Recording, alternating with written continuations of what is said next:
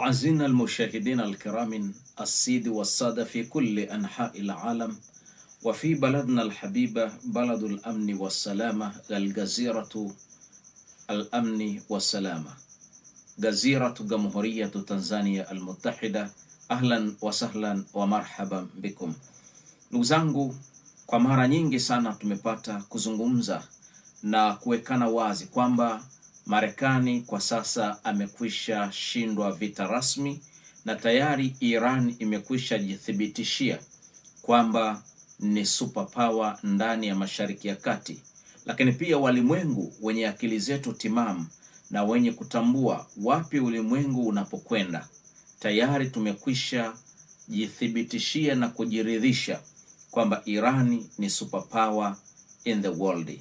Irani ameungana na mataifa mengine makubwa duniani, na hii inatokana na namna ambavyo Iran anavyoweza kufanya mashambulizi yake, lakini pia namna gani anavyoweza kuhimili mashambulizi kutoka kwa maadui zake ambao ni Marekani, taifa ambalo linalojisifu kwamba lenyewe ndiyo taifa kubwa duniani, taifa ambalo linaongoza katika upande wa kijeshi, lakini pia taifa ambalo linaongoza katika upande wa silaha na teknolojia, taifa ambalo linaongoza katika upande wa kuwa na nyuklia, lakini pia linaongoza katika upande wa uchumi. Hivyo ndivyo ambavyo wamekuwa wakijisifia. Lakini pia pamoja na Israel ambalo na lenyewe pia ni moja kati ya mataifa ambayo yamekuwa yakijisifia kwa muda mrefu kutokana na kuwa na intelijensia bora duniani. Lakini cha ajabu ni kwamba katika vita hivi mpaka leo tunavyozungumza ni kwamba Marekani imeshindwa pamoja na mshirika wake Israel, wameshindwa kujua tathmini ya mabomu au makombora au nguvu za kijeshi ilizonazo Irani. Kwa sababu gani? Hii yote ni kwa sababu kwa kadiri ambavyo siku zinavyokwenda, kwa kadiri ambavyo siku zinavyozidi, ndivyo ambavyo Iran anazidi kuonyesha uwezo wake mkubwa wa silaha, uwezo wake mkubwa wa kuwa na jeshi lenye nguvu. Lakini namna gani, ni kwa kiwango gani silaha zake zipo, hakuna ambaye anayefahamu. Hali ambayo sasa imeweza kumuogopesha Marekani, lakini pia imeweza kumuogopesha Israeli juu ya namna gani majibu ya mashambulizi yanaweza yakawa kutoka katika upande wa Irani.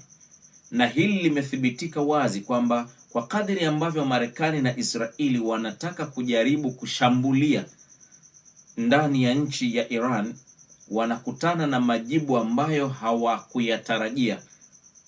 Hii maana yake ni nini?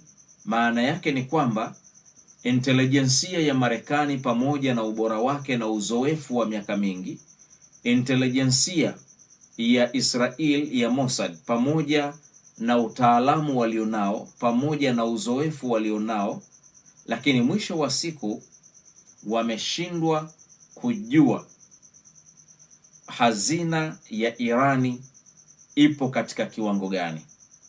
Lakini wataalamu wa mambo ya vita, ashabul khibratul harbia, wataalamu wa mambo ya vita wamethibitisha kwamba vita vilivyopiganwa kwa muda wa siku 38, kwa muda wote huu Irani imetumia 10% ya makombora yake.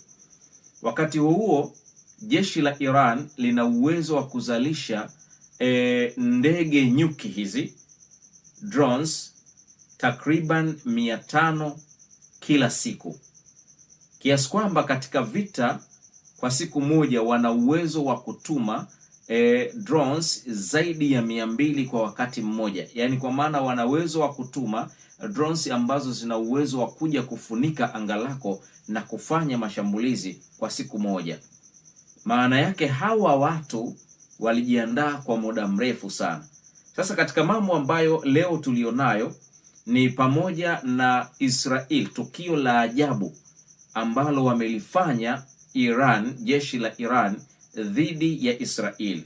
Ikumbuka kwamba tangu vita vimeanza mpaka sasa Iran ameweza kudhibiti mlango bahari wa Hormuz, kwamba hakuna chochote ambacho kinachokatiza katika mlango huu isipokuwa kile ambacho Irani wametaka, tena kwa masharti maalum, ikiwemo masharti ya kulipia ushuru katika lango hili.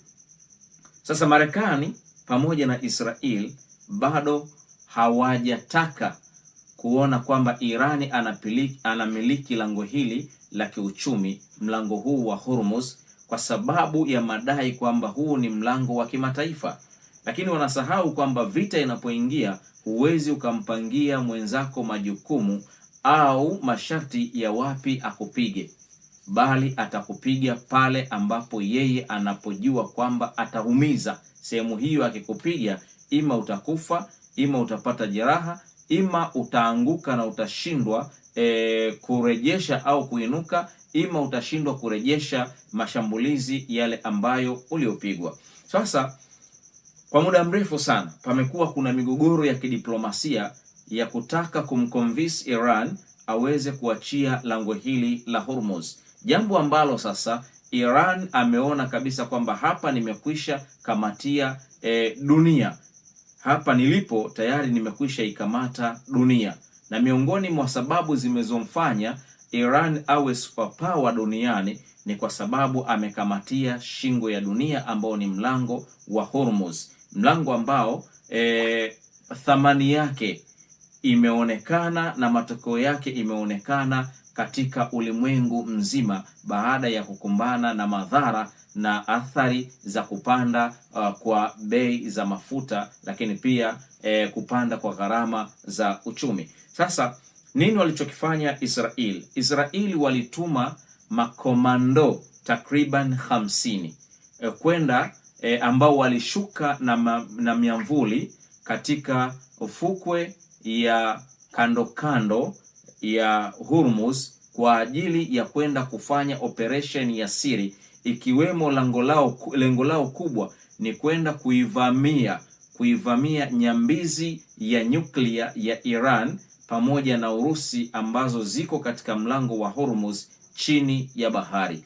Kwa hiyo wakati wametua na miamvuli tayari, kumbe Irani amekwisha waona na alikuwa amekwisha jipanga. Yaani pale eneo lile lote ulinzi wa Irani uko full time, hawalali, hawasinzii, wala hawazubai, bali muda wote wako macho. Kwa hiyo hawa jamaa walivyoshuka, moja kwa moja wakashukia katika mikono ya IRGC, wote 50 wakawa wametekwa, na amalia yao, ile operation yao waliokuwa wameikusudia, tayari ikawa imefeli. Tazama katika video hii na kuletea video hii uweze kuangalia namna gani walivyokamatwa, namna gani wako chini ya ulinzi, namna gani walivyoshuka, na namna gani walivyokuwa wanataka kwenda, na namna gani walivyoweza kutekwa wote kwa pamoja. Hebu itazame halafu usikiliza maelezo ya huyu mmoja kati ya makomando wa Israel, ambaye yeye ni mmoja kati ya hawa makomando 50 ambao waliotekwa. Sikiliza mahojiano hayo, halafu nitakwambia nini kilichokuwa kinamaanishwa.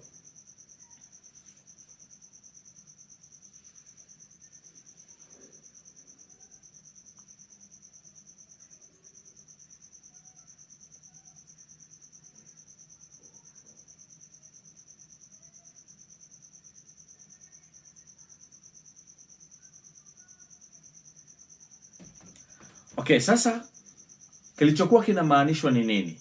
Kwa maelezo ya huyu komando wakati akihojiwa na makomando wa Iran, sababu zilizomfanya yeye kuingia katika fukwe ya bahari ya Hormuz, katika mlango wa Hormuz ni moja, kwanza yeye ameshiriki katika jeshi la Israeli kwa muda mrefu, lakini wakati huo huo ameshiriki operation nyingi sana akiwa na jeshi la Israeli. Lakini wakati huo matokeo ya kuingia katika vita hivi ni jambo ambalo yeye amelazimishwa kwa kupitia waziri mkuu wa Israel Benjamin Netanyahu, ambaye amelazimisha hawa makomando waweze kufanya operation ya kwenda kufungua mlango bahari, ikiwemo kwenda kuiharibu meli nyambizi ya nyuklia ya Irani pamoja na Urusi ambayo iko katika lango la Hormuz chini ya bahari. Lengo lao ilikuwa ni hilo, lakini ameyafanya haya sio kwa utashi wake, bali ameyafanya haya kwa shinikizo kutoka kwa waziri mkuu. Ndipo pale alipoteua makomando 50 kwa ajili ya kwenda kutekeleza operesheni hiyo. Lakini pia anaahidi iwapo ataachiwa huru ni kwamba hatoweza kushiriki tena katika vita, hatoweza kurudi tena katika vita. Je, hii ni kweli? Hatoweza kurudi katika vita mtu huyu, au ni khadaa na vitimbi ambavyo lengo lake ni kwa ajili ya kujitetea? Ukweli ni kwamba huyu hata aachiwe, tazama sura yake, hata akiachiwa, maana yake ni kwamba baadaye atapata shinikizo la kuweza kurejea katika vita, kwa sababu amri ya yeye kuingia vitani ni kutokana na amri ya waziri mkuu ambaye ndiyo jemedari mkuu wa majeshi ya Israel. Sasa yeye ni mwanajeshi mtiifu, kwa hiyo hawezi kuwa ni mwanajeshi muasi chini ya amri ya waziri mkuu wa Israel Benjamin Netanyahu. Sasa hawa wako 50, lakini tunapata taswira ya kuonyesha kwamba namna gani Irani wameweza kujipanga katika kuhakikisha kwamba wanakuwa ni nchi yenye kujitawala, inakuwa ni nchi yenye kujisimamia, inakuwa ni nchi yenye kupitisha maamuzi yake yenyewe, inakuwa ni nchi ambayo inayomiliki rasilimali yake yenyewe na kuitumia pasina mkono wa nje wa mtu wa taifa lolote. Lakini pia hii ni kuonyesha namna gani jeshi hili lilivyojipanga kwa uzalendo wa hali ya juu na namna gani wanatakiwa walinde rasilimali zao. Ndugu zangu, ule msemo wa kwamba Marekani ndiyo taifa baba duniani, ndiyo taifa kubwa duniani, msemo huu umekuja kuthibitishwa na Irani kwamba ni uongo. Lakini sasa ni dalili ya wazi kwamba tunatoka katika utawala wa nchi moja yenye nguvu duniani na sasa tunaelekea kwenda katika nchi zenye nguvu duniani, kwenda katika utawala wa mataifa mengi duniani, kwenda katika utawala wa nchi kubwa duniani ndizo ambazo zitakazokuwa zinatoa sauti na kusikilizana pasina nchi moja kama vile Marekani ilivyokuwa Marekani peke yake. Wassalamu alaikum wa rahmatullahi wa barakatuh.